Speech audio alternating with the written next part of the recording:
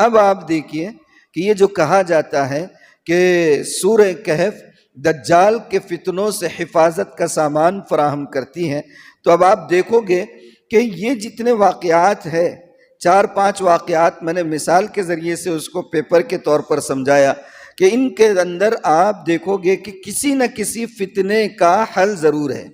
انسان جو دنیا میں فتنوں سے دوچار ہوتا ہے، کتنے طریقے کے فتنے ہوتے ہیں جن سے انسان دوچار ہوتا ہے؟ عام طور پر 4 قسم کے فتنے ہوتے ہیں۔ کتنے قسم کے؟ 4 قسم کے فتنے ہوتے ہیں، اور 5واں بہت کم ہوتا ہے اس سے ہٹ کر۔ پہلا فتنہ یوں سمجھ لیجئے کہ دین کا فتنہ ہے۔ کون سا فتنہ؟ دین کا فتنہ، یعنی آزمائش۔ فتنہ مطلب بہت بڑا ہنگامہ، فساد نہیں، دین کے معاملے میں آزمائش ہوتی ہے۔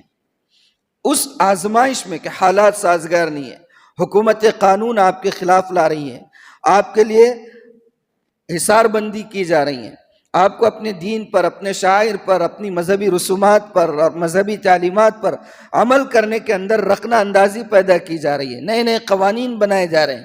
کس طریقے سے؟ جیسے اصحاب کہف کے لیے ظالم بادشاہ نے رکاوٹیں پیش کی تھی، اس نے ان کے لیے فضا کو جو ہے محدود سے محدود تر کر دیا تھا، انہیں اپنے دین، اپنے نظریات، اپنی تعلیمات اور کتاب الہی پر عمل کرنے سے روکا جا رہا تھا۔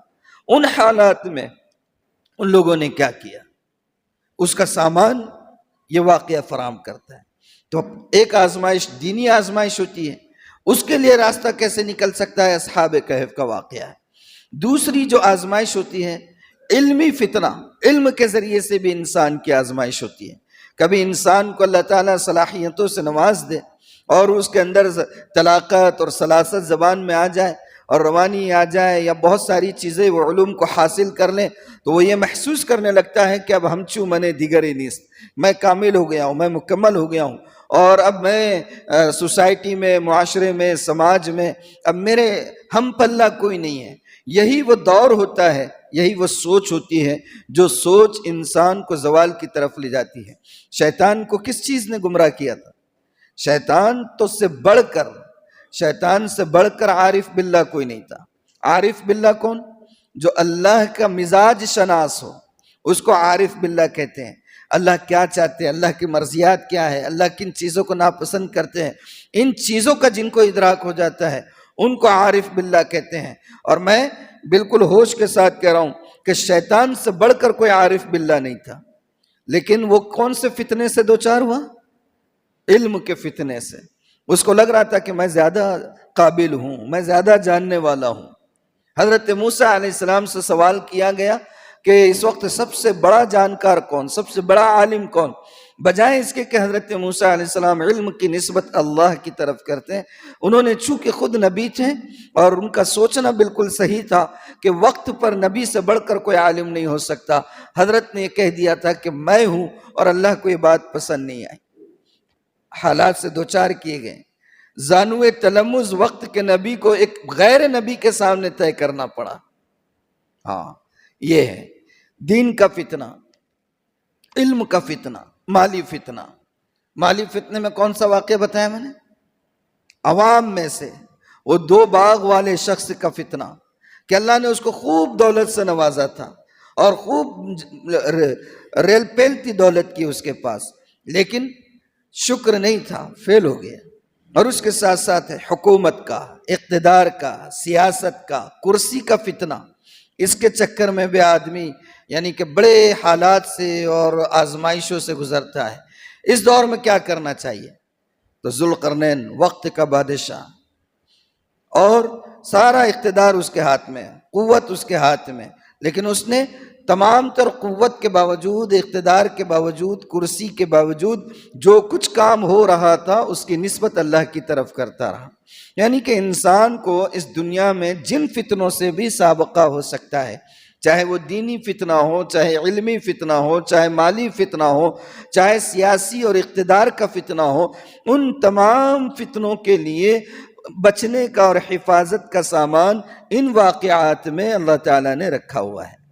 اسی وجہ سے اللہ کے رسول صلی اللہ علیہ وآلہ وسلم نے فرمایا کہ یہ سورت دجال کے فتنے سے حفاظت کا سامان فراہم کرتی ہے، اور اس کے تلاوت کی بڑی فضیلت آئی ہیں، خاص طور پر جمعہ کے دن اس کی تلاوت کی بڑی فضیلت ہے۔ حدیث میں آتا ہے کہ جو شخص جمعہ کے دن سورہ کہف کی تلاوت کا اہتمام کرتا ہے، اللہ تعالیٰ اس کو اس جمعہ سے لے کر آئندہ جمعہ تک اس کے لیے ایک نور کو پیدا فرما دیتے ہیں۔ اور ایک دوسری حدیث میں ہے کہ اگر کوئی اس کی تلاوت کا اہتمام کرتا ہے تو جس جگہ سے وہ رہتا ہے وہاں سے لے کر مکہ مکرمہ تک پورا ایک نور کا حالہ اس کے لیے بن جاتا ہے۔ تو بڑی فضیلتیں ہیں، اہتمام کرنا چاہیے، اہتمام کرتے رہنا چاہیے، مگر افسوس یہ ہے کہ کرتے نہیں ہیں ہم لوگ اہتمام۔ حالانکہ کچھ زیادہ وقت نہیں لگتا ہے، کتنا وقت لگے گا؟ اگر آپ کو سورہ کہف کی فضیلت حاصل کرنی ہے اور مان لیجیے کہ بہت بزی ہیں آپ اور پورا سورت نہیں پڑھ سکتے، تو کم از کم ابتدائی 10 آیتیں اور اخیر کی 10 آیتیں، یہ آیتیں بھی آپ اگر پڑھ لیتے ہیں تو تب بھی اس کی فضیلت جو اللہ کے رسول نے بیان فرمائی ہے وہ ساری فضیلتیں مل جائے گی۔ تو کم از کم اتنا تو کر سکتے ہیں، ابتدائی 10 آیتیں اگر آپ ناظرہ روانی سے پڑھ سکتے ہیں تو میں سمجھتا ہوں بڑی مشکل سے 2 منٹ لگیں گے۔ آخر کی 10 آیتیں بھی اگر آپ ناظرہ روانی سے پڑھ سکتے ہیں تو 2 سے 3 منٹ لگیں گے۔ 5-7 منٹ میں یہ 10-20 آیتیں تو انسان پڑھ ہی سکتا ہے، لیکن کوشش یہ کرنا چاہیے کہ پوری سورت پڑھتے رہنا چاہیے، اور گھر والوں کو بھی بولنا، گھر والوں کو بھی بولنا۔ مگر اپن بولیں گے تو اثر کب ہوگا؟ اثر کب ہوگا؟ ہاں، پہلے اپنے کو پڑھنا پڑے گا۔ جب اپن خود کوئی بات پر عمل کرتے ہیں اور اس کے بعد دوسروں کو ترغیب دیتے تبھی تاثیر پیدا ہوتی ہے۔ وہ واقعہ سنے کہ نہیں؟ آپ نے سنے ہوں گے، آپ لوگوں نے ضرور۔ ایک بزرگ تھے بہت بڑے، ان کے پاس ایک خاتون آئی اپنے بچے کو لے کر آئی اور بزرگ سے کہا کہ حضرت ذرا تھوڑا بچے کو سمجھائیے، جی گڑ بہت کھا رہا ہے، انہیں کیا کر رہا؟ گڑ بہت کھا رہا، تھوڑا سمجھاؤ، زیادہ ہو جائے، بہت شوگر زیادہ ہو جائیں گی نا۔ تو بزرگ نے بولے کل آنا، کل سمجھاتا ہوں۔ کیا بولے؟ کل آنا، کل سمجھاتا ہوں، کل لے کر آؤ اس کو، بچے کو۔ اب بڑی بھی بولے کچھ تو بھی ہوں گا، اللہ والے ہیں، کچھ عمل کریں گے، کچھ پڑھیں گے۔ بچے کو لے کر واپس چلے گئے۔ دوسرے دن پھر آئے بچے کو لے کر، کہا کہ حضرت یہ گڑ کھانا کم نہیں کر رہا ہے، اب تو سمجھا دے، کل آپ نے کہا تھا کل آنا، تو آج میں لے کر پھر آ گئی ہوں۔ حضرت نے اس کو سمجھائے اچھے شفقت کے ساتھ، پیار بھرے انداز میں، بچے کے بھی دل میں بات اتر گئی۔ اب جب رخصت ہونے لگی تو وہ بڑی بھی پھر رک گئے، بولے حضرت ذرا ایک بات بتائیے، کل بھی یہ بات تو آپ کر سکتے تھے نا، کون سا بڑا تیر مارے، کچھ بھی بہت بڑی بات نہیں کرے آپ نے، پیٹھ پہ سر پہ ہاتھ پھیر کے خالی سمجھا دیے، تو کل کیوں نہیں سمجھائے؟ کل سمجھا دیتے آپ تو کم سے کم کل سے آج تک جتنا کھایا وہ تو نہیں کھاتا تھا۔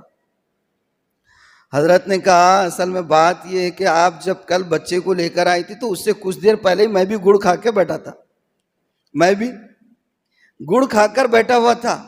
اب میرے دل کو یہ لگا کہ اگر میں ابھی خود میں گڑ کھا کے بیٹھا اور اس کو بولوں گا گڑ مت کھاؤ تو میرے بولنے کے اندر جو ہے وہ تاثیر نہیں ہوگی، اس لیے میں نے اپنے آپ پہ کنٹرول کیا اور کہا کہ اب آپ کل لے کر آؤ۔ تو پہلے خود عمل کرنا پڑے گا، اپنے پہلے کیا کرنا پڑے گا؟ عمل کرنا پڑے گا۔ ہم لوگ کیا کرتے، گھر میں بیٹھتے موبائل لے کے، اذان ہو رہی، بیٹی کو آواز، سنی نہیں آ رہا، اذان ہو رہی، چل جا مسجد میں جلدی سے، اور آپ محترم کیا کر رہے ہیں؟ موبائل ہاتھ میں۔ یہ مزاج اکثر اپنے گھروں کا ہو گیا۔ باپ گھر میں بیٹھا رہتا ہے، بڑے بھائی صاحب گھر میں بیٹھے ہوئے ہیں، چھوٹوں کو جو ہے تو حکم دیتے، جاؤ نماز کو، اذان کی آواز آئی نا، جاؤ جلدی سے، میں بھی آ رہا ہوں پیچھے سے، مگر وہ پیچھے سے کچھ آتا نہیں انہیں بچے کو باہر نکال دیتا، گھر میں بیٹھے، تو اس سے تاثیر نہیں آتی بات میں۔ کیا نہیں ہوتی ہے؟ ہاں، ہم دیکھتے ہیں نا، محنتوں پر محنتیں، کوششوں پر کوششیں، سال ہا سال سے ہم کرتے رہتے ہیں اصلاح کی، لیکن اس کا نتیجہ کیوں نہیں آتا ہے؟ نتیجہ اس لیے نہیں آتا ہے کہ عمل ہمارے اندر خود نہیں ہوتا ہے۔ یہ بڑا یعنی کہ اس وقت کا سنگین مسئلہ ہے۔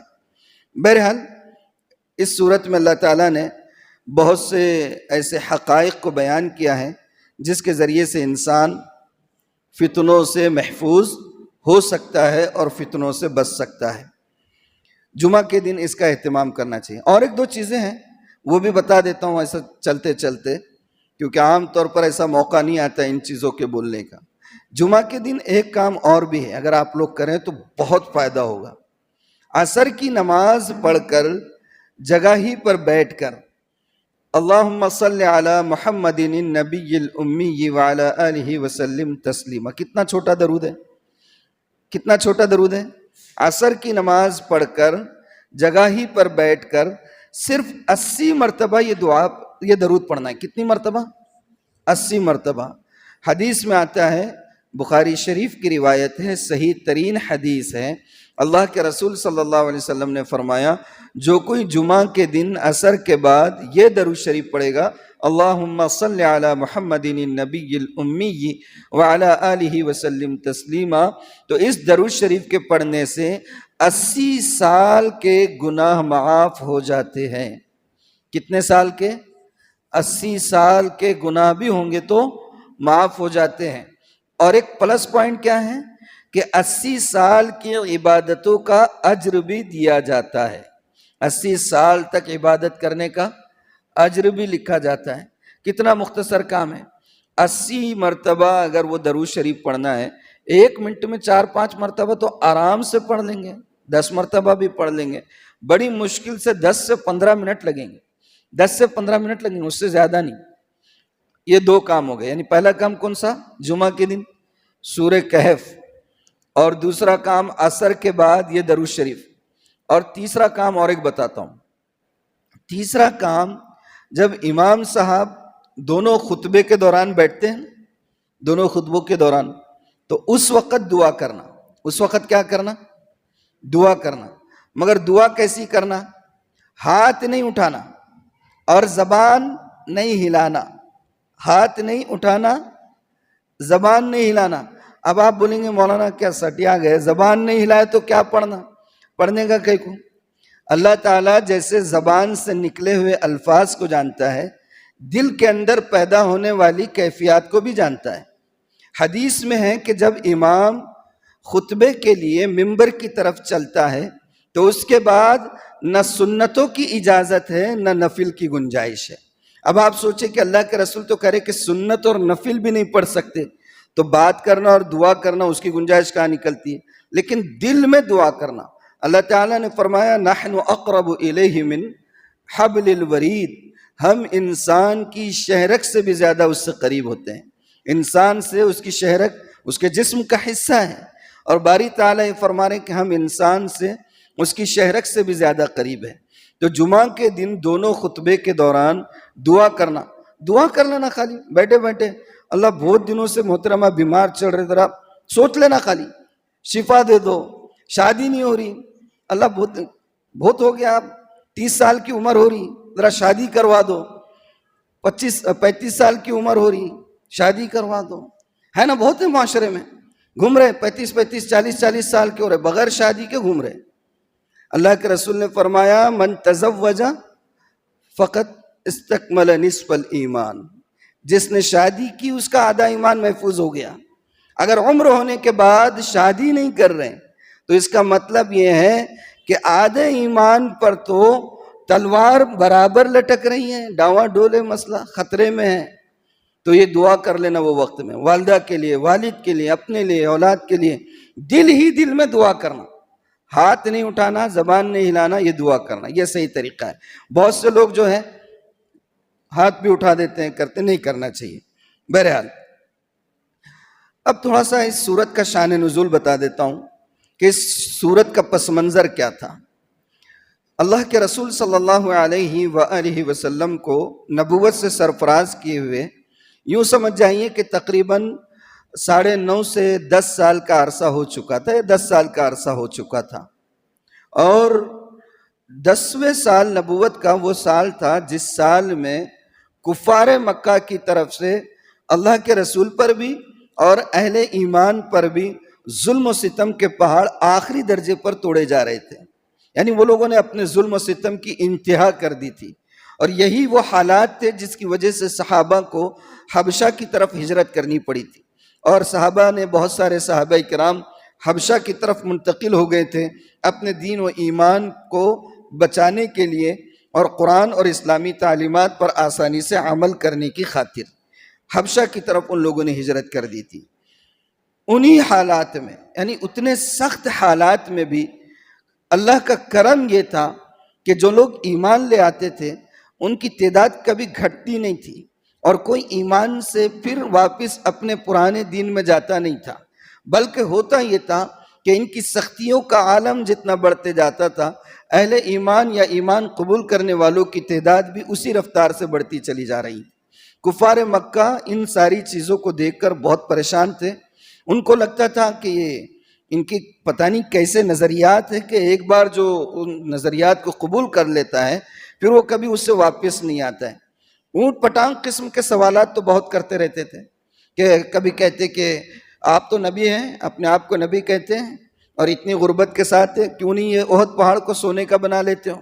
کیوں نہیں آپ آسمان پہ کوئی سیڑھی لگا دیتے ہو اور ہمارے سامنے اوپر چلے جاتے اور وہاں سے کتاب لے کر اترتے سیڑھی سے، اور ہم اپنے سر کی آنکھوں سے آپ کو آسمان سے اترتے ہوئے دیکھیں اور پھر ہم قبول کر لیں کہ آپ نبی ہیں؟ تو ایسی اونٹ پٹانگ باتیں بہت کرتے تھے، لیکن قرآن ایسی اونٹ پٹانگ باتوں کا جواب نہیں دیتا ہے۔ آخر کار ان کو یہ ریئلائز ہوا کہ کچھ سنجیدہ کوشش ان کے کام کو روکنے کی کرنی چاہیے، اور سنجیدہ کوشش کیسے کریں گے؟ کچھ عقلی بات ایسی ہونی چاہیے کہ جس بات کے کھلنے کے بعد لوگوں کو لگ جائے کہ یہ نبی نہیں ہے، بس خالی جو ہے باتیں بگاڑ رہے ہیں۔ کیا کر رہے ہیں؟ باتیں بگاڑ رہے ہیں، اصل نبی نہیں ہے۔ تو آپس میں مشورہ کیا کہ کیسے کریں گے؟ تو انہوں نے کہا کہ دیکھیں ہم لوگ تو جاہل لوگ ہیں، پڑھنا لکھنا ہمیں آتا نہیں ہے، مدینے کے جو یہود ہیں وہ اہل کتاب ہے اور وہ آسمانی کتابیں بھی ان کے پاس، پڑھنا لکھنا بھی جانتے ہیں۔ ہم ایک کام کرتے ہیں، ان سے مشورہ لیتے ہیں کہ کیا کرنا چاہیے کہ لوگوں کے سامنے ان کا نبی نہ ہونا ثابت ہو جائے۔ چنانچہ وہ لوگوں نے آپس میں مشورہ کیا، اور نضر بن حارث اور عقبہ بن ابی معیط، یہ دو سردار تھے جن کو انہوں نے اپنا یوں سمجھ لیجئے کہ ریپریزنٹیٹیو بنایا، نمائندہ بنایا، اور مدینہ بھیجا کہ مدینے کے یہودیوں سے جا کر ملے اور ان سے پوچھے اس نبی کے بارے میں، ان سے کہیں کہ کچھ ایسی بات بتائیں کہ جن کے ذریعے سے ہم آزما سکیں کہ یہ جو نبی بات کہہ رہے ہیں وہ سچ ہے یا نہیں ہے، اور یہ نبی برحق ہے یا نہیں ہے۔ چنانچہ وہ دونوں مدینہ گئے اور مدینہ جا کے وہاں کے یہودیوں سے ملے، ان سے گفتگو کی، اپنا نظریہ جو ہے جس کام کے لیے آئے تھے ان کے سامنے رکھا اور ان سے اس سلسلے میں مشورہ کیا۔ تو ان لوگوں نے 3 چیزیں کہی کہ آپ جا کر اپنے نبی سے آپ جا کر ان صحاب سے، محمد سے صلی اللہ علیہ وآلہ وسلم، یہ 3 سوالات کر لینا۔ اگر انہوں نے ان تینوں سوالات کے جوابات دے دیے تو سمجھ لینا کہ نبی برحق ہے، اور اگر وہ جوابات نہ دے سکے تو سمجھ لینا کہ یہ نبی نہیں ہے، جھوٹے ہیں اور ساری باتیں اپنے من سے بگاڑتے ہیں۔ یہ ان یہودیوں نے ان آنے والے دونوں افراد کو یہ بات بتا دی۔ وہ 3 سوالات کیا تھے؟ 3 سوالات میں پہلا سوال انہوں نے یہ بتایا تھا یہودیوں نے کہ ان سے جا کر یہ پوچھے کہ ان نوجوانوں کا کیا حال ہوا تھا جو نوجوان اپنے نظریات کو اور اپنی مذہبی تعلیمات کو بچانے کی خاطر جنگلوں کی طرف نکل گئے تھے اور ایک غار میں جا کر سو گئے تھے، اور پھر بعد میں کئی 100 سال تک سوتے رہے۔ وہ کون تھے، کیا تھے، ان کا کیا معاملہ ہے؟ دوسرا سوال یہ کیا تھا کہ وہ شخص کون تھا جس نے مشرق سے لے کر مغرب تک پوری دنیا جو ہے اپنے قدموں کے نیچے رون ڈالی تھی، یعنی پوری دنیا گھوم ڈالی تھی، کون ہے وہ، اس کا کیا معاملہ ہے؟ اور تیسرا سوال انہوں نے کیا تھا کہ روح کی حقیقت کیا ہے، انسان کے جسم میں جو روح ہوتی ہے اس کی حقیقت کیا ہے؟ کہا کہ 3 سوالات ہیں، یہ سوالات لے کر جائیے، سوالات کیجئے، اگر وہ صاحب ان سوالات کے جوابات دیتے ہیں تو سمجھ لینا کہ وہ نبی برحق ہے، لیکن اگر جوابات نہ دے سکے تو اس کا مطلب یہ ہے کہ وہ نبی نہیں ہے۔ چنانچہ وہ دونوں مکہ واپس آئے اور آنے کے بعد اپنے گروپ سے اور گروہ سے یہ ساری باتیں بیان کی، اور نیکسٹ ڈے، دوسرے دن جو ہے وہ اللہ کے رسول کی خدمت میں وہ لوگ آئے اور آ کر اللہ کے رسول صلی اللہ علیہ وآلہ وسلم سے ان تینوں چیزوں کے بارے میں سوالات کیے۔ آپ وقت کے نبی ہیں اور آپ پر جتنی بھی باتیں ہم تک پہنچی آپ کے ذریعے، وہ وحی کے ذریعے سے آپ پر اتری تھی، تو آپ نے کہا کہ میں کل بتا دوں گا، اور آپ کو امید یہ تھی کہ وحی آئے گی اور اس کا جواب وحی کے ذریعے سے مجھے دیا جائے گا اور میں کل جواب دے دوں گا۔ اب یہ لوگ کل آئے، ادھر وحی نہیں آئی، جواب ندامت ہے۔ اللہ کے رسول تو برحق ہے، من سے کوئی بات کہنے سے تو رہے، دل سے کوئی بات کہنے سے تو آپ رہے، وحی نہیں آئی۔ وہ لوگ آئے، آپ نے کہا کہ نہیں ابھی نہیں، دوسرے دن آئے، تیسرے دن آئے، چوتھے دن، اور اس طریقے سے 15 دن کا عرصہ گزر گیا۔ آپ سوچیں کہ وہ 3 سوالات ایسے تھے جس کے لیے یہ لوگ سفر کر کے گئے تھے اور وہاں سے یہ سوالات لے کر آئے تھے، اور وہ 3 سوالات کی بنیاد پر اللہ کے رسول صلی اللہ علیہ وسلم کی نبوت کی تصدیق یا تکذیب ہونی تھی، اور آپ جواب نہیں دے پا رہے۔ تو پورے مکہ کے اندر چوں چوں ہونے لگی تھی اللہ کے رسول کے بارے میں، لوگ مذاق اڑانے لگے تھے۔ 15 دن کے بعد جواب نازل ہوا اور اس پوری سورت ایک ساتھ اتاری گئی۔ 70,000 فرشتے جو ہیں ایک ساتھ اس سورت کو لے کر اترے، 70,000 فرشتے ایک ساتھ اس سورت کو لے کر اترے تھے۔ اور جب یہ سورت اتری تو اس سورت کے اندر اللہ تعالیٰ نے ایک آیت یہ بھی نازل فرمائی کہ وَلَا تَقُولَنَّ لِشَيْءٍ إِنِّي فَاعِلٌ ذَلِكَ غَدًا إِلَّا أَن يَشَاءَ اللَّهُ، کسی بھی کام کے بارے میں یہ نہیں کہنا کہ کل کروں گا، ہاں مگر اس کام کو اللہ پر چھوڑنا، انشاءاللہ کہنا آئندہ سے، ہرگز یہ نہیں کہنا۔ وَلَا تَقُولَنَّ لِشَيْءٍ، کسی بھی کام کے لیے ہرگز یہ نہیں کہنا کہ کل کروں گا، ہاں مگر یہ کہ انشاءاللہ کہنا چاہیے۔ سبحان اللہ۔ وقت کے نبی کو جس سوال کے اوپر ان کی نبوت کی تصدیق یا تکذیب ہونی تھی، ایک چھوٹا سا تسامح کہہ سکتے، غلطی بھی نہیں، چھوٹا سا تسامح، چوک جس کو ہم اردو میں کہیں گے، ایک چھوٹی سی چوک کہ زبان سے انشاءاللہ اللہ کے رسول نے نہیں کہا۔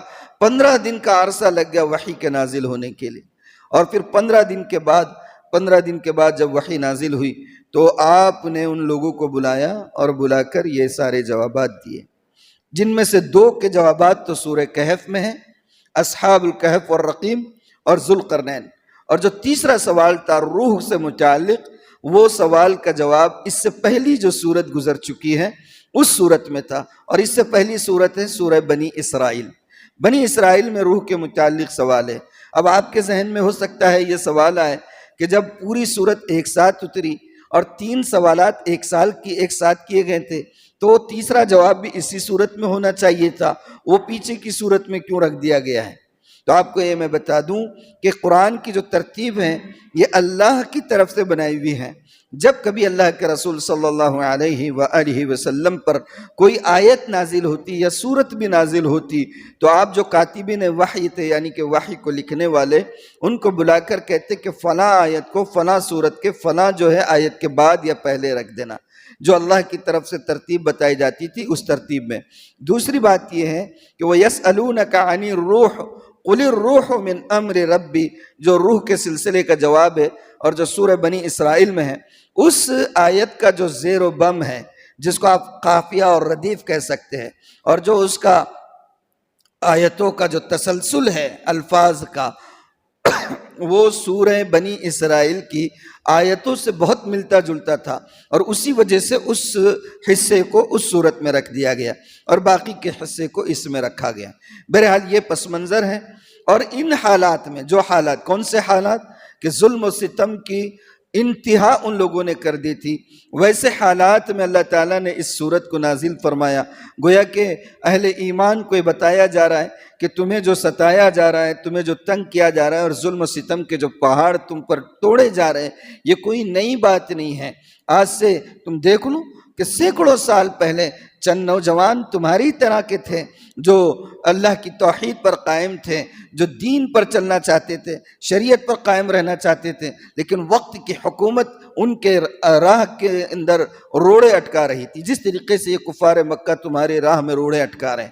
لیکن انہوں نے اپنے گھر کو چھوڑنا ان کے لیے آسان رہا، رشتہ داروں کی قربانی دینا آسان رہا، مال و دولت کو چھوڑنا آسان رہا، لیکن اپنے نظریات سے دستبردار نہیں ہوئے۔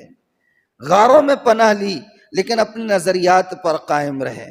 گویا ایمان والوں کو اور مومنین کو یہ صورت ایک طرح سے تسلی کا سامان بھی تھی کہ آپ تنہا نہیں ہو، ایسے حالات پہلے بھی گزر چکے ہیں، لیکن جو لوگ ان حالات میں ثابت قدم رہے اللہ نے انہیں سرخ رو کیا ہے، اللہ نے انہیں کیا کیا ہے؟ سرخ رو کیا ہے۔ ماشاءاللہ۔ بہرحال یہ اس کا پس منظر ہے، اور اس کے بعد اب سورت شروع ہوتی ہے۔ پہلی جو آیت ہے اس میں اللہ تعالیٰ فرماتے الحمدللہ الذی انزل علی عبدہ الکتاب، تمام طرح کی تعریفیں اس اللہ کے لیے ہیں جس نے کتاب کو نازل کیا ہے، جس نے کتاب کو نازل کیا ہے۔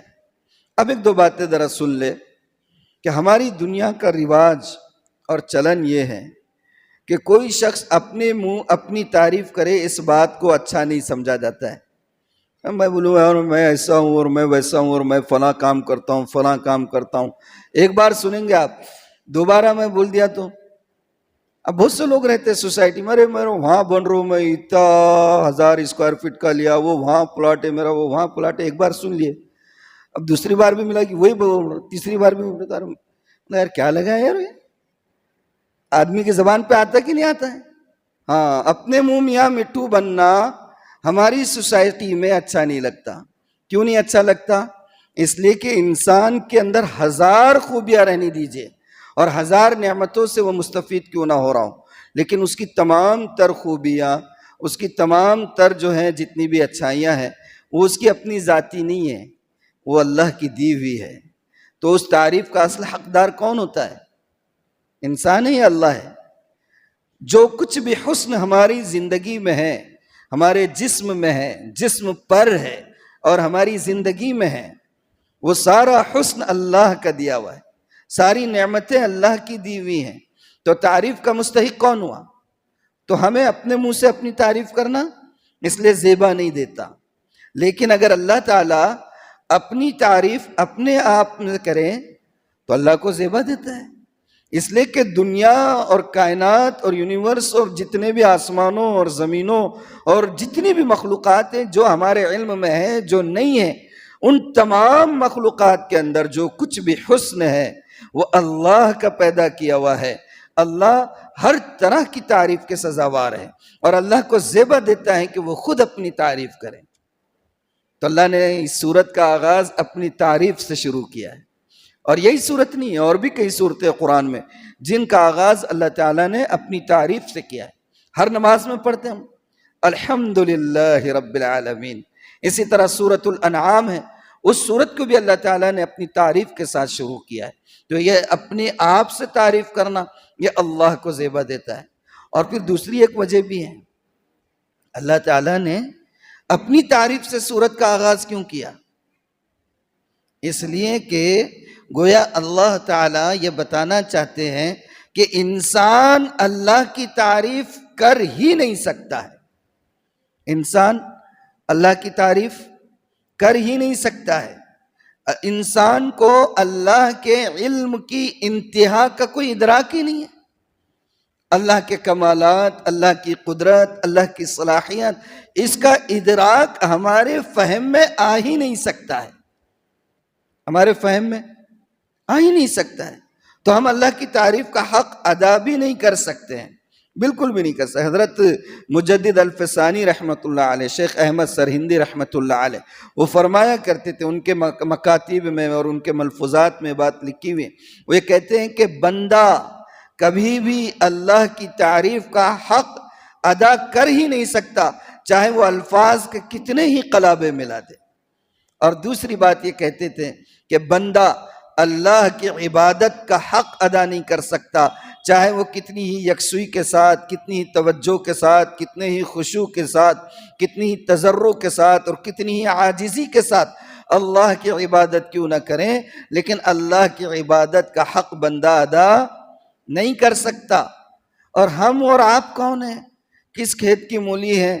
اللہ کے رسول صلی اللہ علیہ وآلہ وسلم اللہ کی جب تعریف کرتے تھے تو اللہ کے رسول صلی اللہ علیہ وسلم کی عاجزی دیکھیے، آپ کی انکساری دیکھیے اور آپ کا تواضع دیکھیے کہ آپ صلی اللہ علیہ وسلم اللہ کی تعریف کر رہے ہیں تو آپ فرماتے ہیں اللہم لا احصی ثناء علیک انت کما اثنیت علی نفسک۔ کیا مطلب ہے اس کا؟ اس کا مطلب یہ ہے کہ اے اللہ میں آپ کی تعریف کا حق ادا کر ہی نہیں سکتا. انت کما اثنیت علی نفسک، آپ تو ویسے ہی ہے جیسے آپ کی صلاحیت ہے، جیسے آپ کی خوبی ہے، جیسے آپ کی قدرت ہے. اس کو ہم نہیں جانتے. اللہ کے رسول کرے کہ میں آپ کی خوبیوں کا حق اور تعریف کا حق ادا نہیں کر سکتا. اور تعریف کس بات پر کر رہے ہیں اللہ تعالیٰ؟ اللہ تعالیٰ فرما رہے الحمدللہ الذی انزل علی عبدہ الکتاب. تعریف اس بات پر ہے کہ اللہ نے اپنے بندے پر کتاب اتاری. کیا اتاری؟ کتاب اتاری. کتاب اتارنے پر اللہ تعالیٰ اپنے آپ کی تعریف کر رہے ہیں. سوچیں آپ، میں ایک مرتبہ تھوڑا سا جھنجھوڑنا چاہتا ہوں آپ کو. اللہ تعالیٰ اپنے آپ کی تعریف کر رہے ہیں کتاب ہدایت قرآن کے اتارے جانے پر یا اتارنے پر. کون سی کتاب؟ وہ کتاب جو ہدایت کا سامان ہے، وہ کتاب جو انسان کو اپنے رب سے ملاتی ہے، وہ کتاب جو زندگی گزارنے کا سلیقہ دیتی ہے، وہ کتاب جو منشور حیات ہے، دستور حیات ہے، وہ کتاب جو انسان کو جنت کی راہ دکھاتی ہے، وہ کتاب جو انسان کو رب کی مرضیات کا پتہ دیتی ہے، وہ کتاب جو رب کی نامرضیات کا علم انسان کو عطا کرتی ہے. اللہ نے وہ کتاب دیا، اور اس کتاب کے دینے پر اللہ تعالیٰ خود اپنی تعریف کر رہے ہیں. آپ سوچو کہ کتنی بڑی نعمت ہے یہ کتاب ہدایت قرآن، کتنی بڑی نعمت ہے. انسان جب بہت بڑا اپنے ذہن کے اعتبار سے کام کرتا ہے تبھی تو اس کو گنوانا شروع کرتا ہے. میں نے ایسا کیا اور میں نے ویسا کیا اور میں ایسا کر رہا ہوں اور میں ویسا کر رہا ہوں. اللہ تعالیٰ اس کتاب کے نازل کرنے پر اپنی تعریف کر رہے ہیں. اور کس پر اتاری؟ کس پر اتاری؟ اللہ تعالیٰ فرما رہے انزل علی عبدہ. کس پر اتاری؟ اپنے بندے پر. کس پر؟ بندے پر. اب دیکھو، بہت سے لوگ بولتے ہیں پیغمبروں کو بندہ نہیں بولنا. کیا نہیں بولنا؟ پیغمبر بندے نہیں ہوتے. کیوں نہیں ہوتے؟ اس لیے اب وہ لوگ غلط ہیں. کیوں غلط ہیں؟ اس لیے کہ وہ اپنے آپ کو بندے سمجھتے. کیا سمجھتے؟ اپنے آپ کو کیا سمجھتے؟ بندے سمجھتے. اور بندے ہیں تو ہم بندے ہیں تو ہم غلطی کرتے ہیں، گناہ بھی ہوتے اپنے سے. ان کی سوچ بتا رہا ہوں، میری نہیں. ہم بندے ہیں تو بندوں سے کیا ہوتے ہیں؟ گناہ بھی ہوتے ہیں، غلطیاں بھی ہوتی ہیں، خامیاں بھی ہوتی ہیں، لغزشیں بھی ہوتی ہیں. اور نبی لغزشوں سے پاک ہوتے ہیں، گناہوں سے پاک ہوتے ہیں. تو پھر وہ بندے کیوں ہوئے؟ کچھ لوگ ایسا سوچتے ہیں. اصل میں ان کا یہ سوچنا غلط ہے، اس لیے کہ یہ بندے نہیں ہیں. ان کے اوپر بندوں کا لباس چڑھا ہوا ہے. کیا لباس؟ کیا چڑھا ہوا ہے؟ بندوں کا لباس چڑھا ہوا ہے. ہاں، وہ کیا نام ہے، مولانا رومی رحمۃ اللہ علیہ نے مثنوی میں ایک واقعہ لکھا ایک بزرگ کا. دن کی روشنی میں قندیل ہاتھ میں لے کر مارکیٹ میں کچھ تلاش کر رہے. دن کی روشنی میں قندیل ہاتھ میں لے کر مارکیٹ میں کچھ تلاش کر رہے. کسی نے پوچھا ارے بڑے میاں، سورج اتنے تیزی کے ساتھ چمک رہا، آپ قندیل لے کے تلاش کر رہے، کیا تو بھی ڈھونڈ رہے ایسا؟ تو بولے آدمی ڈھونڈ رہا ہوں. آدمی، بندے ڈھونڈ رہا ہوں. کیا ڈھونڈ رہا ہوں؟ بندے ڈھونڈ رہا ہوں. تو وہ صاحب نے کہا کہ اتنے مارکیٹ میں جو چل رہے پھر رہے دوڑ رہے، یہ انسان نظر نہیں آ رہی کیا آپ کو؟ یہ جو مارکیٹ میں چل رہے بازار میں، یہ انسان آپ کو نظر نہیں آ رہے؟ تو انہوں نے کیا کہا؟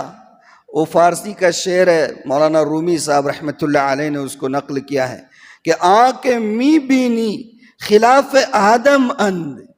آنکھ می بینی خلاف آدم اند، نیستن آدم غلاف آدم اند. جو کچھ میں دیکھ رہا ہوں یہ آدمی نہیں ہے، ان کے اوپر آدمیت کا خالی لبادہ چڑھا ہوا ہے. سب جانور ہے. ہاں، شریعت پر نہیں ہے، تعلیمات پر نہیں ہے، نظریات پر نہیں ہے، اور اپنی آئیڈیالوجی پر نہیں ہے، اپنی تہذیب سے دستبردار ہو چکے. تو آدمی کہتے ہیں. ملبوس خوشنما ہے پر کھوکھلے ہے جسم، چھلکے سجے ہوئے ہیں پھلوں کی دکان پر. نجا ظاہر پرستی پر اگر کچھ عقل و دانش ہے، نجا ظاہر پرستی پر اگر کچھ عقل و دانش ہے، چمکتا جو نظر آتا سب سونا نہیں ہوتا. اب بہت ایک دم فنکشن ہال میں اتنا سجا کے لے کے آ جاتے پورا پیٹ تک، معلوم ہوا حیدرآباد سے پورا بنٹس کا ایٹم لے کے آئے والا ہے. ایسے بھی ہوتا ہے. تو یہ چکر میں نہیں جانے کا. انسان نظر آتے ہیں تو اللہ تعالیٰ نے فرمایا کہ اپنے بندے پر اتارا ہے. نبی بھی کیا ہوتے ہیں؟ بندے ہوتے ہیں. آپ سوچیں عبدیت کوئی آسان مقام نہیں ہے، بلکہ عبدیت کا مقام بہت اونچا مقام ہے. اس لیے تو اللہ تعالیٰ نے قرآن میں جہاں کہیں پر بھی اپنے نبی کے اوپر کوئی خاص احسان یا کرم یا نعمت کا اظہار کیا ہے، وہاں پر ان کو خطاب بندے سے کیا ہے. سبحان الذی اسری بعبدہ لیلا من المسجد الحرام الی المسجد الاقصی. پاک ہے وہ ذات جو اپنے بندے کو راتہ رات مسجد اقصی، مسجد حرام سے مسجد اقصی لے کر گئے. وہاں پر اللہ نے نبی پاک صلی اللہ علیہ وسلم کے لیے کون سا لفظ استعمال کیا؟ بندہ. اور یہ معراج کیا تھی؟ معراج علامت تھی نبی کریم صلی اللہ علیہ وسلم کو کامل بنائے جانے کی. معراج کیا تھی؟ نبی کریم صلی اللہ علیہ وسلم کو کامل بنائے جانے کی علامت ہے. وہاں جانے کے بعد اللہ تعالیٰ نے آپ کو کامل کر دیا اور اس بندے پر کتاب اتاری گئی. تو یہ صورت گویا کہ دلالت کرتی ہے اس بات کی کہ اللہ تعالیٰ نے فرمایا کتاب اس لیے اتاری گئی ہے تاکہ تم ڈرائے ان لوگوں کو جو غلط کام کر رہے ہیں، خوشخبری دے ان لوگوں کو جو نیک اعمال کر رہے ہیں. تو گویا یہ صورت دلالت ہے اس بات کے اوپر کہ آپ کامل گر بھی ہے. اس کتاب کے ذریعے سے آپ انسانوں کو کامل بنائیں گے. سبحان اللہ. عبد اور کتاب کو دونوں کو اکٹھا کرنے میں راز یہی ہے کہ قرآن انسان کو مقام عبدیت عطا کرتا ہے. کیا عطا کرتا ہے؟ مقام عبدیت. قرآن سے معلوم ہوگا نا، وعباد الرحمن الذین یمشون علی الارض ہونا. اللہ کے بندے کون؟ رحمان کے بندے کون؟ یمشون علی الارض ہونا، جو زمین پر تواضع کے ساتھ چلتے ہیں. قرآن پڑھیں گے تو سب سمجھ میں آئے. عبدیت کی اعلیٰ یعنی کہ مقام تک انسان اس کتاب کے ذریعے ہی سے پہنچنے والا ہے. ترقی، استحکام اور وقار، عزت، شرافت، تکریم، جو کچھ ملنا ہے اسی قرآن سے ملنے والا ہے. اللہ کے رسول نے صاف کہا ان اللہ یرفع بہذا الکتاب اقواما ویضع بہ آخرین. اللہ اسی کتاب کے ذریعے سے لوگوں کو بلند کرے گا اور اسی کتاب کو پیٹ پیچھے ڈالنے کی وجہ سے ذلتوں اور رسوائیوں کا شکار اللہ تعالیٰ لوگوں کو کرے گا. یہ کتاب. ہاں سبحان اللہ. اچھا بندہ، یہ عبد جو میں کہہ رہا ہوں، بندہ کون ہوتا ہے؟ بندے کی تعریف کیا ہے؟ کیا ہے بندے کی؟ آپ کیا سمجھتے بولیے؟ بندہ کس کو کہتے ہیں؟ بندے کی تعریف العبد الذی لا یرا غیر سیدہ. امام سری سقطی رحمۃ اللہ علیہ نے بندے کی یہ تعریف کی ہے. العبد الذی لا یرا غیر سیدہ شیئا. بندہ وہ ہوتا ہے جس کو اپنے مالک کے علاوہ کوئی چیز نظر ہی نہیں آتی. جس کو اپنے مالک کے علاوہ، اصل بندہ کون ہے؟ جس کو اپنی مالک کے علاوہ کوئی چیز نظر نہیں آئے. ہر قدم جب وہ اٹھائے وہ یہ دیکھے کہ مالک کی مرضی کیا ہے. ایک بزرگ تھے، بات سے بات یاد آ گئی تو بتا دوں. وہ بزرگ کہتے ہیں کہ مجھے بندگی ایک غلام نے سکھایا. کس نے سکھایا؟ لوگوں نے پوچھے کیسے؟ غلام نے کیسے سکھایا آپ کو بندگی؟ بندگی کیا ہوتی ہے؟ غلام سے سیکھا میں نے. تو پوچھا گیا کیسے؟ تو کہا کہ میں نے غلام خرید کے لایا اور جب گھر پر آیا اس کو لے کر تو میں نے اس سے پوچھا آپ کا نام کیا ہے؟ آپ کا نام کیا ہے؟ تو اس نے مجھ سے کہا آپ جس نام سے پکاریں گے وہ میرا نام. آپ جس نام سے پکاریں گے وہ میرا نام. اب آپ کو کس سے بھی پکاریں، جس نام سے آپ پکاریں گے وہ میرا نام. بعد میں کہتے ہیں میں نے اس سے سوال کیا کہ کام کیا کرتے ہو، یعنی کیا کام کرو گے یہاں پر؟ تو اس شخص نے یہ کہا کہ جو آپ میرے ذمہ لگائیں گے وہ میرا کام. جس نام سے پکاریں گے وہ میرا نام، جو کام کرنے کے لیے کہیں گے وہ میرا کام۔ اس کے بعد وہ کہتے ہیں کہ میں نے اس سے پوچھا کہ کپڑے کیسے پہنو گے؟ بھئی اب آپ کو خرید کر لائے ہیں، کپڑے بھی تو پہنانا پڑے گا نا۔ تو اس غلام نے کہا کہ جس طرح کے کپڑے آپ لا کر دے دو گے بس وہی میرا لباس۔ کہتے ہیں کہ میں سوچ میں پڑ گیا کہ غلام جس کو میں نے خرید کر لایا اور چند گھنٹے نہیں ہوا اس نے اپنی ساری مرضیات کو میری مرضی کے تابع کر دیا، تو پھر میں تو اللہ کا غلام ہوں، اللہ کا بندہ ہوں، مجھے اپنی مرضیات کو اللہ کی مرضی کے تابع کرنا چاہیے یا نہیں کرنا چاہیے؟ تو کہتے ہیں کہ مجھے عبدیت کس نے سکھائی؟ ایک غلام نے سکھائی۔ اصل عبدیت کیا ہوتی ہے؟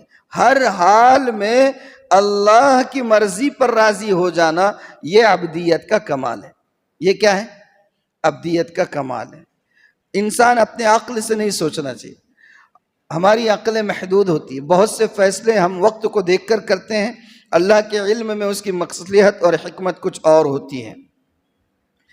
بہرحال آگے فرما رہے الحمدللہ الذی انزل علی عبدہ الکتاب ولم یجعل لہ عوجا، تمام طرح کی تعریفیں اللہ کے لیے ہیں جس نے کتاب اتاری اپنے بندے پر، ولم یجعل لہ عوجا، اور اس کتاب میں کسی قسم کی کوئی کجی نہیں ہے، کوئی ٹیڑھ پن نہیں ہے، نہ اس کے الفاظ میں، نہ اس کے معنی میں، نہ اس کے مفہوم میں، نہ اس کی تعلیمات میں آپ کو کوئی تضاد نظر نہیں آئے گا کہ کسی حصے میں کوئی ایک حکم دیا گیا ہو اور دوسرے حصے میں اس کے خلاف کوئی حکم دیا گیا ہو، یا پہلے کچھ اور تھا اور بعد میں کچھ اور ہو گیا ہو۔ ایسا کوئی کجی آپ کو اس کتاب میں نظر نہیں آئے گی۔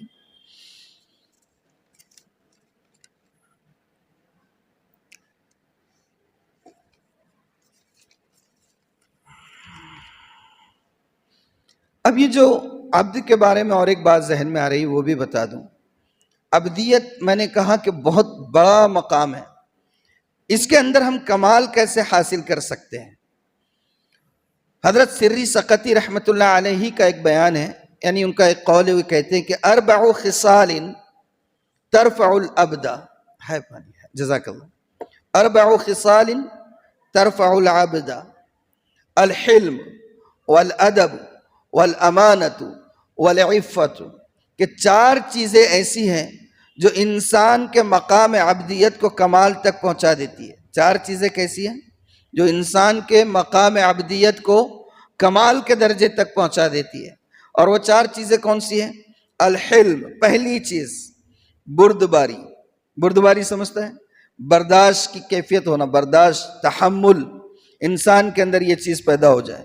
دوسرا ہے والادب، ادب، بڑوں کا چھوٹوں کا پاس و لحاظ، اور تیسری چیز ہے الامانہ، امانت داری، ٹرسٹ، والعفہ، اور پاک دامنی۔ یہ چار چیزیں اگر کسی انسان کے اندر پیدا ہو جائے، امام سری سقطی رحمت اللہ علیہ فرماتے ہیں کہ وہ عبدیت کے کمال کو پہنچ جاتا ہے۔ یہ آسان چیز ہے۔ اس کے بعد اللہ تعالیٰ فرما رہے ہیں کہ اپنے بندے پر کتاب نازل فرمائی، وَلَمْ يَجْعَلْ لَهُ عِوَجًا، قرآن کی صفت یہ بیان فرما رہے کہ اس کے اندر کوئی کسی قسم کی کجی نہیں ہے، کسی قسم کا ٹیڑھ پن نہیں ہے۔ اور اس کے بعد فرمایا قیمہ، بالکل سیدھا سیدھا ہے، اس کی تعلیمات سیدھی سیدھی ہے، اس کے اندر کوئی پیچ و تاب نہیں ہے، کوئی الجھاؤ نہیں ہے، کوئی ایسے بالکل گنجلک قسم کے مضامین نہیں ہے، آسان ہے۔ لا یکلف اللہ نفسا الا وسعها، اللہ تعالیٰ کسی بھی انسان کو اس کی قدرت سے زیادہ مکلف نہیں بناتا، ایسی کتاب ہے۔ اور اس کے بعد پھر اللہ تعالیٰ نے یہ جو حصہ ہے اس میں اس کتاب کے نازل کرنے کا مقصد بیان فرمایا ہے۔ کیا مقصد بیان فرمایا ہے؟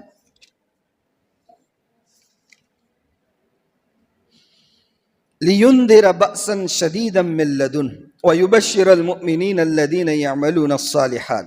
پہلا مقصد تو قرآن کے نازل کرنے کا یہ ہے کہ آپ اس کے ذریعے سے سخت عذاب کی وارننگ دے دیجئے، اور کن لوگوں کو؟ لِيُنذِرَ بَأْسًا شَدِيدًا مِّن لَّدُنْهُ وَيُبَشِّرَ الْمُؤْمِنِينَ الَّذِينَ يَعْمَلُونَ الصَّالِحَاتِ، اور اسی طریقے سے نیک عمل کرنے والوں کو بشارت دیجئے کہ ان کے لیے اچھا اجر ہوگا۔ جو لوگ شرک کرنے والے ہیں، کفر کرنے والے ہیں، نافرمانی کرنے والے ہیں، انہیں آپ ڈرائیے کہ سخت عذاب ہوگا۔ اور جو لوگ اچھے عمل کرنے والے ہیں، اس کتاب کے ذریعے سے آپ انہیں بہترین اجر کی خوشخبری دیجئے۔ ماں کسی نفی ہی ابدا، ایسا اجر جس میں وہ ہمیشہ اس سے مستفید ہوتے رہیں گے۔ وَيُنذِرَ الَّذِينَ قَالُوا اتَّخَذَ اللَّهُ وَلَدًا، اور ان لوگوں کو بھی ڈرائیں اس قرآن کے ذریعے سے جو یہ کہتے ہیں کہ اللہ نے اولاد بنا لی ہے۔ کون کہتا تھا یہ؟ جیسے کرسچنس ہیں جن کا اپنا نظریہ آج تک بھی یہ ہے کہ حضرت عیسیٰ علیہ السلام نعوذ باللہ اللہ کے بیٹے ہیں، اور مشرکین مکہ جو فرشتوں کو اللہ کی بیٹیاں کہتے تھے، اور اس کے ساتھ ساتھ یہودیوں کے کچھ طبقات ایسے تھے، سارے یہودی نہیں ہیں لیکن ان کے اندر ایک جماعت ایسی تھی جو حضرت عزیر علیہ السلام کو اللہ کا بیٹا کہتے تھے۔ تو اللہ تعالیٰ فرما رہے ہیں کہ ایسے لوگوں کو جو ہے آپ سخت عذاب سے ڈرائیے۔ یہ قرآن کے نازل کرنے کا مقصد ہے۔ مَا لَهُمْ بِهِ مِنْ عِلْمٍ وَلَا لِآبَائِهِمْ، یہ لوگ جو بات کہہ رہے ہیں اس بات کی ان کے پاس نہ کوئی دلیل ہے، نہ ان کے باپ دادوں کے پاس کوئی دلیل تھی۔ کبرت کلمۃ تخرج من افواہہم، بہت بڑی بات ہے جو یہ اپنی زبانوں سے نکالتے ہیں۔ ان یقولون الا کذبا، جو کچھ بھی یہ کہہ رہے ہیں سب جھوٹ ہے۔ اللہ قل هو اللہ احد اللہ الصمد لم یلد ولم یولد ولم یکن لہ کفوا احد، آپ کہہ دیجئے کہ اللہ بے نیاز ہے، اللہ کو کسی کی ضرورت نہیں ہے، اللہ نے کسی کو پیدا نہیں کیا۔ پیدا نہیں کیا مطلب جو تسلسل توالد اور تناسل کا جو سلسلہ چلتا ہے دنیا میں، اس طریقے سے اللہ تعالیٰ نے کسی کو پیدا نہیں کیا ہے، ورنہ ساری چیزیں جو ہے وہ اللہ کی مخلوق ہے۔ اور مرد اور عورت کے ذریعے سے جیسے کوئی چیز پیدا کی جاتی ہے، انسان اور جانور، اس طریقے سے اللہ نے کسی کو پیدا نہیں کیا ہے، اور نہ اللہ کو کسی نے پیدا کیا ہے۔ وہ تو قیوم ہے، حی ہے نا۔ آیت الکرسی پڑھتے ہیں نا، اللہ تعالیٰ کی 10 خصوصیات آیت الکرسی کے اندر بیان کی گئی۔ کتنی؟ آیت الکرسی کا ترجمہ اور اس کی تفصیل پڑھنی چاہیے۔ اللہ کی ذات پر ایمان بہت پختہ ہو جاتا ہے، اس لیے کہ اس میں اللہ تعالیٰ کی ایسی 10 صفات کو بیان کیا گیا ہے جو صرف اللہ کی ذات کے لیے سزاوار اور زیبا دیتی ہے۔ اللہ لا الہ الا هو الحی، اللہ زندہ ہے، ہمیشہ سے زندہ ہے، ہمیشہ زندہ رہیں گے۔ القیوم، قیوم کس کو کہتے ہیں؟ اس کو آپ کہیں گے قیوم کو جو خود سے قائم ہے۔ قیوم کس کو کہیں گے؟ خود سے قائم ہے اور دوسروں کو سپورٹ کیے ہوئے، سیلف سسٹینر جس کو بولیں گے آپ، یعنی کہ اپنے آپ سے قائم ہے۔ اللہ کو کسی نے نہیں بنایا، اللہ کو کسی نے پیدا نہیں کیا، اللہ خود سے قائم ہے اور پوری کائنات کو اللہ نے بنایا ہوا ہے۔ قیوم ہے۔ اللہ لا الہ الا هو الحی القیوم لا تأخذہ سنہ، اللہ کو اونگ نہیں آتی ہے، نیند سے دوچار نہیں ہوتے ہیں۔ یہ لوگ کرسچن لوگ کہا کرتے تھے اللہ نے آسمان اور زمین 6 دن میں بنائے اور 7ویں دن اللہ تعالیٰ نے آرام کیے۔ کیا بولتے کرسچن لوگ؟ 7ویں دن اللہ تعالیٰ نے آرام کیے، 6 دن زمین اور آسمان بنائے اور 7ویں دن۔ بھئی اللہ تعالیٰ نے یہ جو 7واں دن اور یہ جو بنائے، اور قرآن میں بھی ہے کہ اللہ تعالیٰ نے 6 دن میں بنائے، تو 6 دن کب بنے گا؟ سورج اور چاند کی گردش چلتی رہے گی تبھی تو دن اور رات ہوگا۔ تو دن اور رات کو ہی اللہ نے بنایا تو دن کائے کا ہوا؟ یہ صرف ہم کو بتانے کے لیے ہے، کہ سلیقہ سکھانے کے لیے ہے کہ آپ کو بھی کوئی کام کرنا ہے تو الٹپ اٹھتے شروع نہیں ہو جانا، بتدریج اس کی پہلے پلاننگ ہو، پریپریشن ہو، تیاری ہو، مرحلہ وار پہلے اس کو انالائز کرے، اس کا تجزیہ لے، اس کا آؤٹ پٹ کیا آ سکتا ہے دیکھے، اس کا نتیجہ کیسا ہو سکتا ہے وہ دیکھے، سارا غور کرے، اس کے بعد کوئی کام کرے۔ یہ سکھانے کے لیے اللہ تعالیٰ نے گویا قرآن میں یہ کہا ہے کہ 6 دن میں پیدا کیا ہے، ورنہ دن ہی نہیں تھا، رات ہی نہیں تھا، اس کو خود اللہ تعالیٰ نے بنایا، تو دن اور رات کی تعداد کہاں سے آئی؟ سمجھ میں آ رہی ہے بات؟ یہ بتانے کے لیے، ورنہ اللہ تو کسی چیز کو جب کرنا چاہتے ہیں تو صرف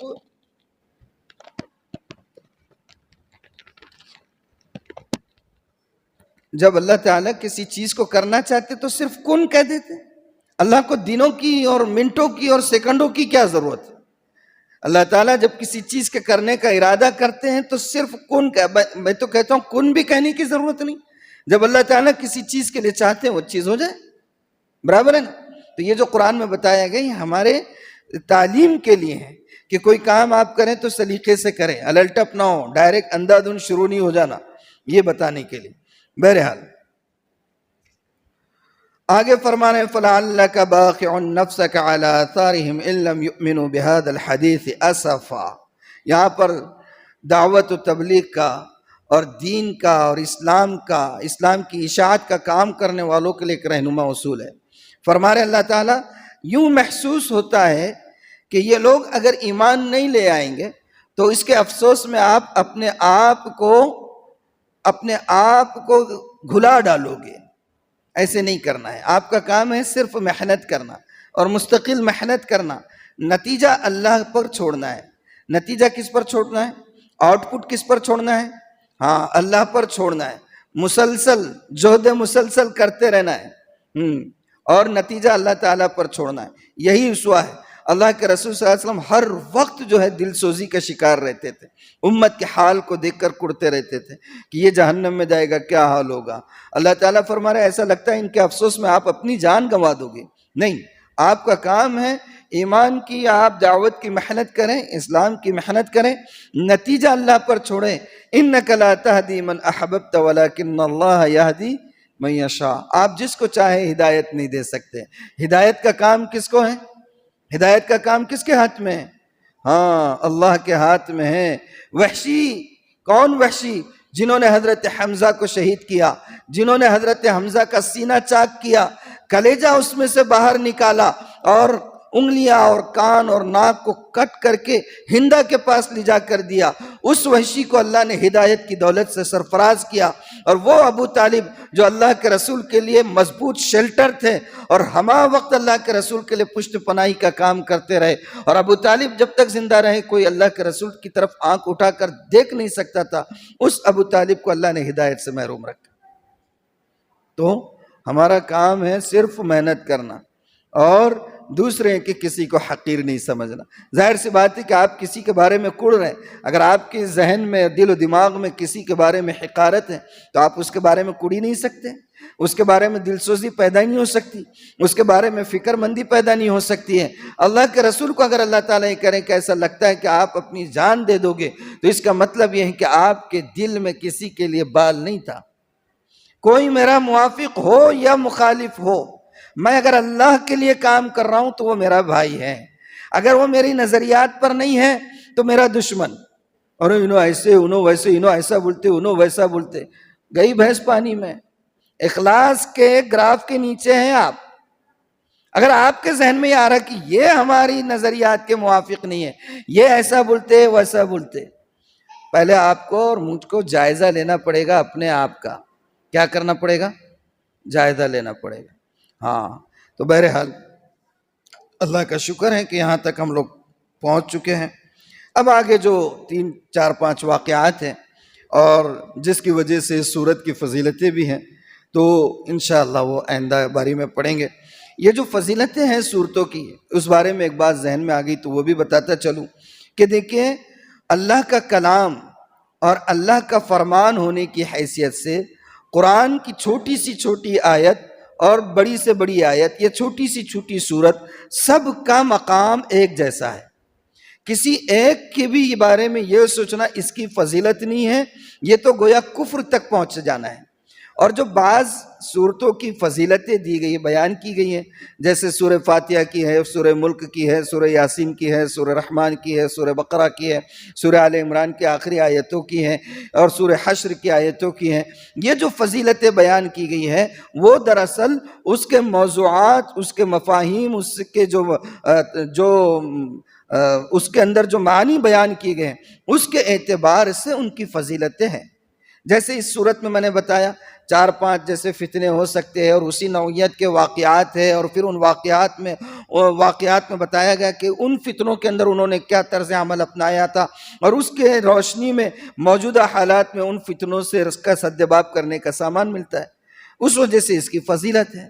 تو فضیلتیں ہیں اس کی کس لیے؟ ان کے معنی اور مفاہیم کے حساب سے، ورنہ قرآن کا ہر لفظ اپنی جگہ پر فضیلت کا حامل ہے، اپنی جگہ، کیونکہ اللہ کا کلام ہے، اللہ کی ذات سے نکلا ہوا کلام ہے، اور کوئی اللہ کی ذات سے نکلا ہوا کلام چھوٹا یا بڑا نہیں ہے۔ تو یہ بہرحال اس کی فضیلت ہے، اس کی تلاوت کا بھی اہتمام کرنا چاہیے۔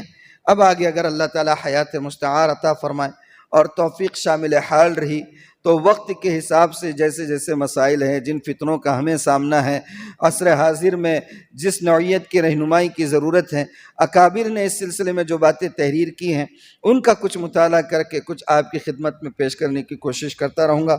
اللہ تعالیٰ سب سے پہلے مجھے اور ہم تمام کو عمل کی توفیق عطا فرمائے اور اپنی آخرت کا سامان کرتے رہنے اور آخرت کا استظار پیدا کرنے کی اللہ تعالیٰ توفیق مرحمت فرمائے۔